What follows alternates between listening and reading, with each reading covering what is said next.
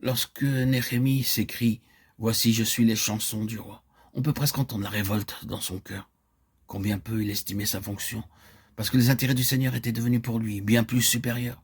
Cet homme, ce chef, ce roi, était un grand homme, l'homme le plus éminent dans le monde de cette époque. Ce n'était point une petite chose d'être son échanson et de se trouver dans le palais de Suse, l'endroit même où Esther et Mardochée se trouvaient. Du livre d'Esther, on sait tout ce qui les concernait et tout cela était représenté là. Cependant, quand Néhémie est parvenu au point de donner une réponse à la question du roi quant au pourquoi de la tristesse de son visage, sa prière au Seigneur ne fut pas exprimée en termes de grand respect et d'honneur pour le roi. Donne aujourd'hui du succès à ton serviteur et fais-lui trouver grâce devant cet homme. Un grand roi, cet homme. Néhémie 1:11.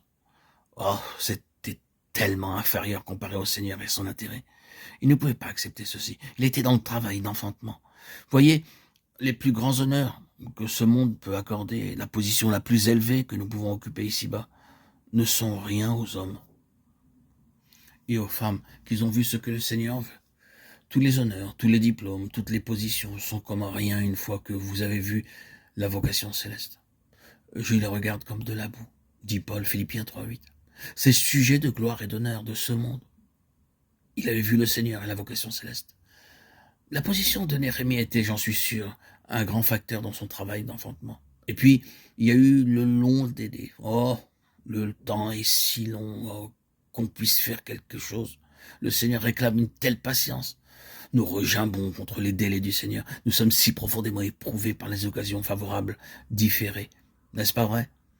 Rien ne s'ouvre, aucune issue. Mais le point est le suivant.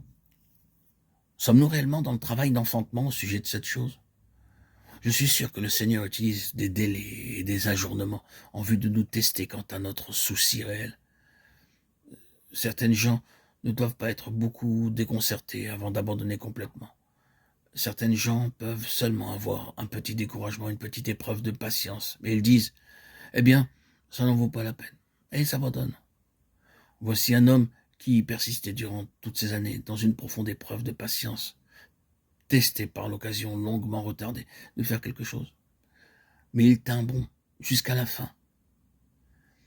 Et le fait est qu'il fut en fin de compte très vigoureux dans sa quête en faveur des intérêts du Seigneur. Comment donc ce long délai, cette occasion favorable différée vous affecte-t-elle?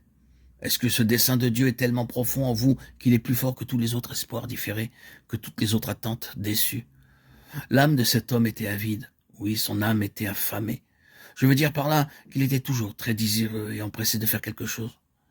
En faisant quelque chose, il aurait trouvé une réelle gratification et satisfaction, et un réel plaisir.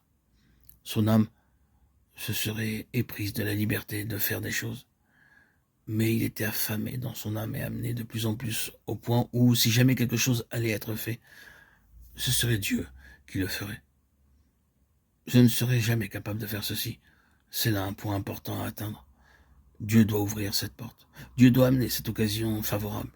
Dieu doit veiller à ce que cette chose soit faite. Je ne peux rien faire. Je suis impuissant. Mais cette inanition de l'âme, combien elle nous coûte. Si seulement nous pouvions faire quelque chose, combien ce serait beaucoup plus facile. Ou si nous pouvions en faire davantage, combien nous aurions beaucoup plus de satisfaction. Mais c'est là une partie de notre préparation.